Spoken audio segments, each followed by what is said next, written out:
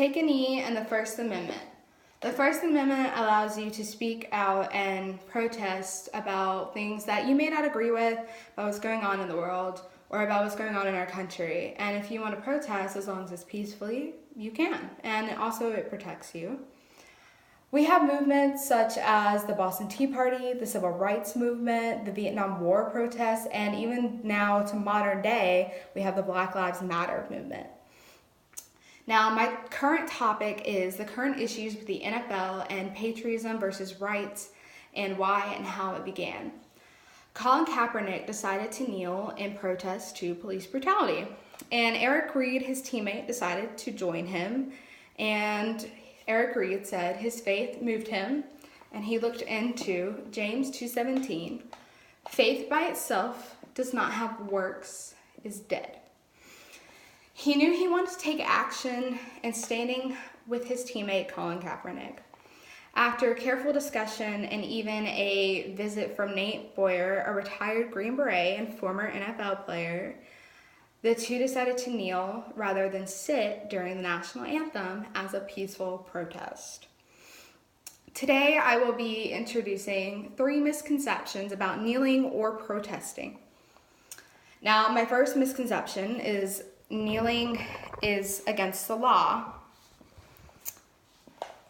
It's not against the law, and as stated in the law, U.S. Code, Title 36, Subtitle, Part A, Chapter 3 states that during a rendition of the national anthem, when the flag is displayed, an individual in uniform should give the military salute at the first note of the anthem and maintain the position until the last note.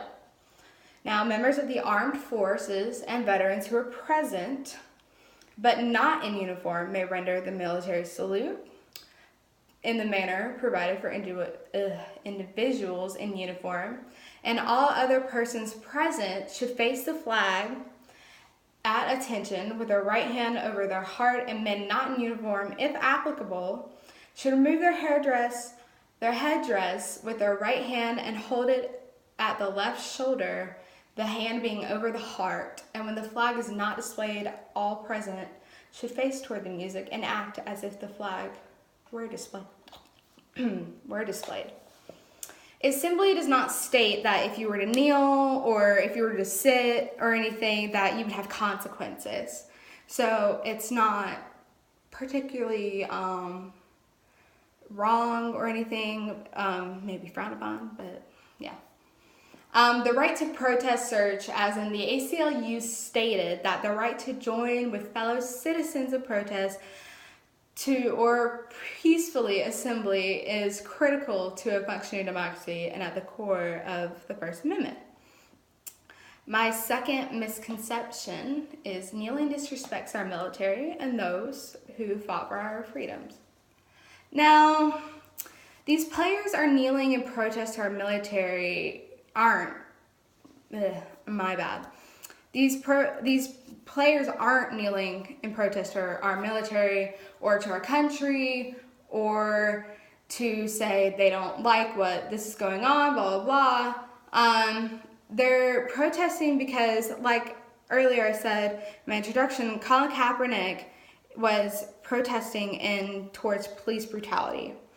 And these players are protesting about what's going on in our country and about maybe what some of the leaders and such are saying about them, and take what the president said about when Steph Curry and the Golden State Warriors decided to decline the invitation to the White House. And maybe it's because they don't support Donald Trump, or they don't like him, whatever their views are, whatever their opinions are, they didn't want to go. So, and he decided to tweet about him, and you had all of these celebrities and these fans and everything supporting Steph Curry and supporting the team and everything. You even had their own staff and such all supporting them because it's their decision and it's an invitation. Like, you can decline.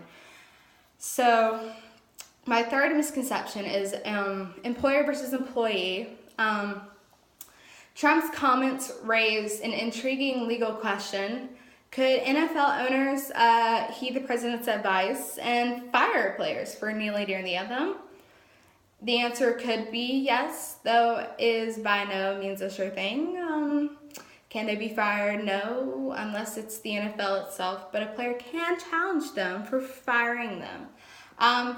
The owners and such don't really have control over it. Really, if you were to look in the NFL, like the rule book and such, the NFL, like I guess the head or so, really they decide if to fire a player or not really like the owner or the coach or anything.